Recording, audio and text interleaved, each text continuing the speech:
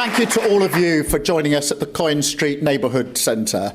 And you may have seen downstairs there's a nursery. I've been down there with the young children this morning, seeing them and the staff, and seeing how the staff guide them from, in this nursery, 9 months to 4 years. And it is a real reminder that learning begins at such an early age, and what a difference it makes.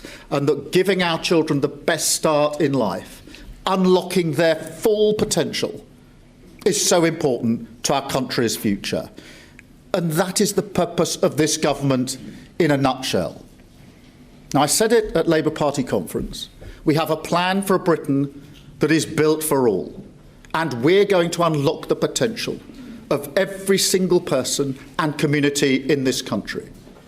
Because whether it's our public services that don't work, the cost of living crisis holding it back, or whole regions of our country ignored as sources of growth, in the end, it's all about potential. And that's why the budget was a moment of personal pride for me. I do not want to see a country where children grow up in poverty. I don't think anybody in this country wants that. It is a fundamental British belief that every child should go as far as their talent will take them. And poverty is a barrier to that.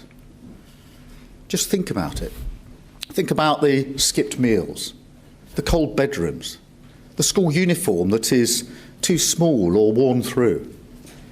And think about a 7-year-old in that situation, a young girl or boy, who still has to go to school and face the world's gaze. Are they ready to learn to the best of their ability? Are we giving them a fair and equal opportunity to succeed? I think it's abhorrent. The Tories raised child poverty by 900,000. 900,000 children. That is their worst legacy, bar none.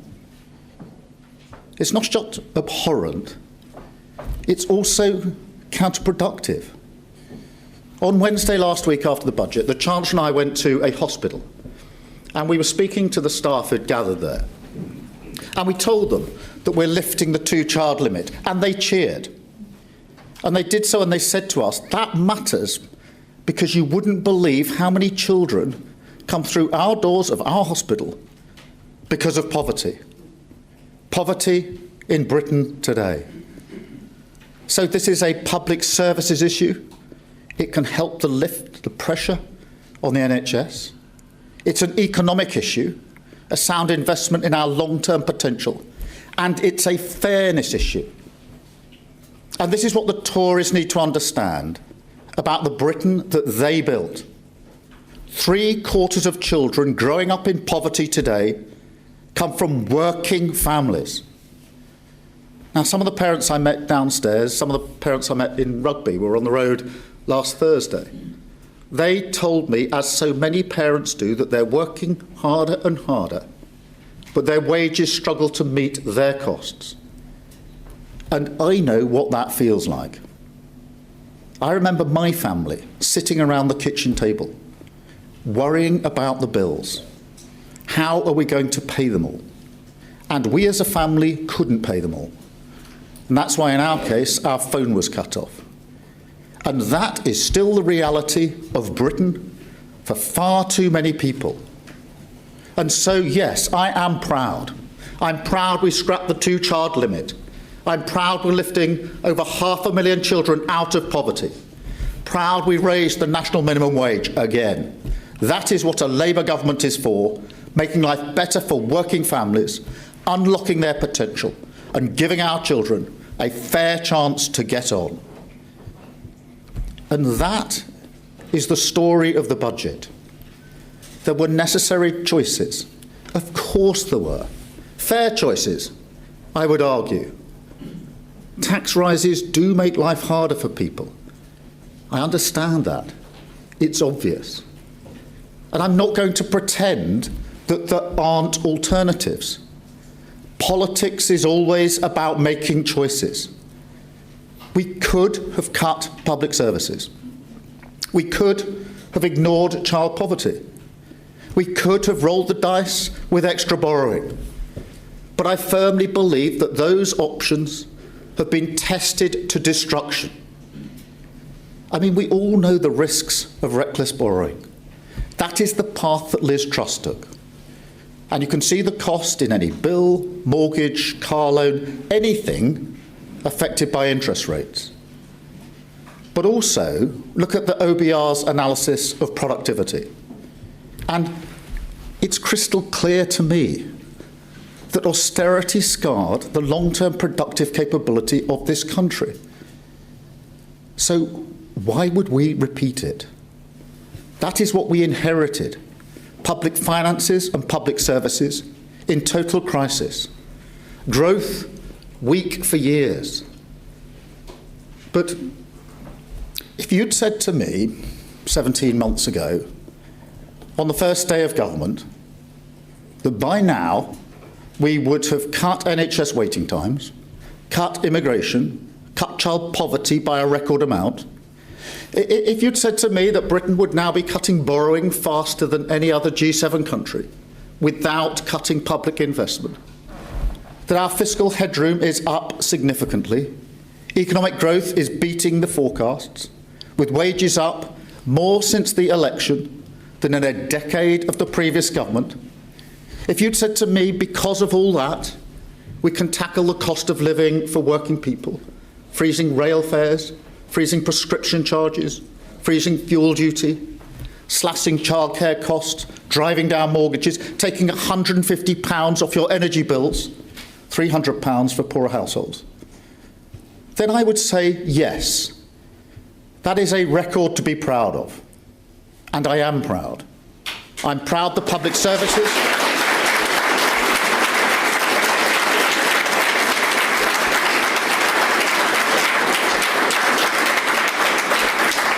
I am proud the public finances and our public services are moving in the right direction because we confronted reality. We took control of our future, and Britain is now back on track. And look, I am also confident we have now walked through the narrowest part of the tunnel. Because while I know it's still hard for lots of people, while I know the cost of living crisis is not gone away, in the year ahead, you will see the benefits of our approach, not just in the national statistics, but in your communities. You will see a country building its future with new homes and infrastructure, 2,000 free breakfast clubs, hundreds of school-based nurseries opened by September. You'll see 3,000 neighbourhood police officers on your streets by March. A new era of security for 11 million renters starting in May. Hundreds of thousands of parents taking advantage of our free childcare expansion. Almost 120 community diagnostic centres open 7 days a week by April. You will see NHS waiting times coming down further. Wages still rising faster than prices. Immigration still falling. And bit by bit, you will see a country that no longer feels the burden of decline or the sense that things can never get better. A Britain with its confidence and its future back. Now, take our energy policy. That's £150 off your energy bill. £300 if you're really struggling. Now, think about what that means to a family. Worried about whether to put the heating on a cold day, or worried that if they switch it on for too long, they might have to cancel a day out with their kids. It's not just money, it's security. It's having the freedom to make choices that help your family. Or think about our childcare investment. 30 hours free for every child between 9 months and 4 years old. A massive difference to the cost of living. Thousands of pounds back in the pockets of working parents. Real help getting parents and carers back to work, especially for women. And that is good for growth. But it's also good for our children's potential. Now, I visit primary schools all the time, and when I'm not getting told off for doing the 6-7, teachers repeatedly say to me, this is across the country, that some kids arrive at reception reading books, ready to learn, while others are still in nappies. I am sick of hearing those stories right across the country. Think about that. Inequality at aged just 4, baked in for life and likely to last a whole life. That's why everything we're doing for children is a game changer for our potential. We're giving every child the best start in life, every single child equal at the starting line of their education. And that's what a Labour government is for. Using the internet without a VPN, a virtual private network, is a bit like taking to the road without car insurance. All it takes is one unlucky moment to cost you a lot of cash. This video's sponsor is Private Internet Access. They are the VPN to help keep you safe. Click the link in the description below to find out why over 30 million people have downloaded PIA to protect themselves online. A virtual private network is an app that hides your IP address and helps keep your data private. When you're browsing the internet at home, you give up a large amount of data to businesses, to shops, and indeed to social media giants too.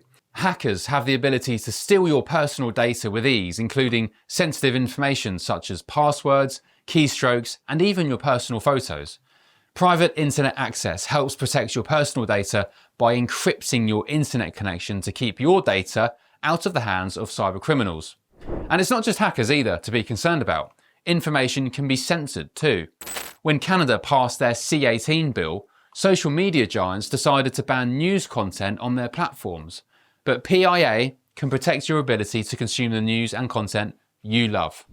Private Internet Access is available for Windows users, Mac OS, Android, Linux, iOS, and you can use one PIA subscription to protect an unlimited amount of devices. And we've got a huge GBNews discount for you too. Click the link in this video's description and you'll get a massive 83% off PIA. That's under £2 a month, the price of a coffee, and you'll get an extra 4 months completely free on top. Also, there's a 30-day money-back guarantee too. Visit piavpn.com/GBnews to start protecting yourself digitally today. And look, when it comes to economic growth and living standards, we're confident we can beat the forecasts. We've already beaten them this year. We are in control of our future. We've already struck trade deals that are attracting billions of pounds of investment. We're removing barriers to business right across the economy. In planning, industrial policy, pension reform, artificial intelligence, capital investment. And right at the heart of the budget, we have a package of measures that give the green light for the world's best entrepreneurs to start, scale and list their companies in Britain. But we have to be clear, at this stage of our plan, the most important things that we can do for growth, the most important things that we can do for business is first to drive inflation down so that interest rates come down further still and the cost of business investment comes down with it. And second, to retain market confidence that allows for real economic stability so that businesses can plan with certainty. That is what the country needs most right now. It is what the budget secured. And that's why our choices were fair, they were necessary, and they were fundamentally good for growth. But I will level with you. As the budget showed, the path to a Britain that is truly built for all requires many more decisions that are not cost-free and they're not easy. We can all see the challenge. Low productivity, the result of an economy scarred by austerity, by Brexit, and by consistently failing to unlock the nation's potential. So we need a productivity revolution. And as our plan runs to the end of Parliament, I want to set out some of the next steps in our economic renewal so that our progress can be fairly judged. First, regulation. Now, exactly a week ago, John Fingleton reported on our nuclear industry. He found that pointless gold plating, unnecessary red tape, well-intentioned but fundamentally misguided environmental regulations, and, I quote, it's quite a stark quote, he said, a mindset that favours process over outcome has all made Britain the most expensive place to build nuclear power. Now, I agree with him. In fact, I would go further, because the truth is we see that story repeated again and again right across our economy. For years, Britain did not have a proper industrial strategy. For years, it cut public investment. For years, it did not have a planning framework or frankly, a government that would quickly approve new railways, new tram lines, data centres, laboratories, power stations, wind farms, even whole towns. So, guided by a simple truth that rooting out excessive costs in every corner of our economy is an essential step to cutting the cost of living and creating more dynamic markets for business. We will also clear the path for British business. And therefore, in addition to accepting the Fingleton recommendations, I'm asking the Business Secretary to apply these lessons across the entire industrial strategy. Second, welfare. For too long, our welfare system has trapped people in poverty. And poverty is always a barrier to potential. That's why we scrapped the two-child limit. But we also have to confront the reality that our welfare state is trapping people not just in poverty, but out of work. Young people in particular. And that is a poverty of ambition. And so, while we will invest in apprenticeships and make sure young people without a job have a guaranteed offer of training or work, we must also reform the welfare state itself. That is what renewal demands. Now, this is not about propping up a broken status quo, nor is it because we want to look somehow politically tough. The Tories played that game, and the welfare bill went up by £88 billion. And they left children too poor to eat and wrote young people off as too ill to work. That was a total failure. So we've asked Alan Milburn to report on the whole issue of young people, inactivity and work, because we need to remove all the barriers which hold back the potential of our young people.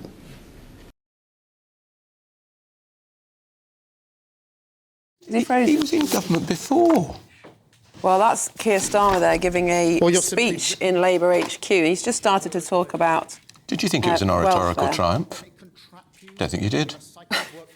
I'm going to remain neutral on the delivery, but some of the content was interesting because, of course, everybody knows that the rising cost of welfare is really what is putting our economy on an unstable footing. It's due to rise by £80 billion in this Parliament alone. And we were hoping for some specific measures that the Prime Minister is going to take, how to reduce that welfare bill. But so far, all he said is that they're going to reform it. They're going to reform it. How, we don't know. Yeah. And that Alan Milburn will be looking at details. He was in government 20 years ago under Blair. So we're going to go back to Starmer again. Just have to take a listen. That does not position us as an open trading economy. So we must all now confront the reality that the Brexit deal we have significantly hurt our economy. And so for economic renewal, we have to keep reducing frictions. We have to keep moving towards a closer relationship with the EU. And we have to be grown up about that, to accept that this will require trade-offs. That applies to our trading relations right across the world. And as you've seen already with this government, there are deals to be done if you're committed to building relationships. That's what we've done with the US, it's what we've done with India, and it's what we've done with the EU. And we will keep going. We will continue to reject drift, to confront reality, and take control of our future. That is what the budget achieved last week, and we will build on it. A long-term plan for the economic renewal of this country. A Britain that is free from decline, confident about its future, and with the potential of every single person unlocked. Truly built for all. Thank you very much. Thank you. Thank you.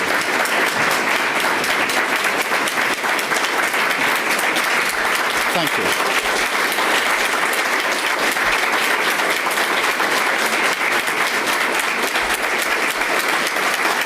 I'll go to Chris Hope from GBNews. Chris.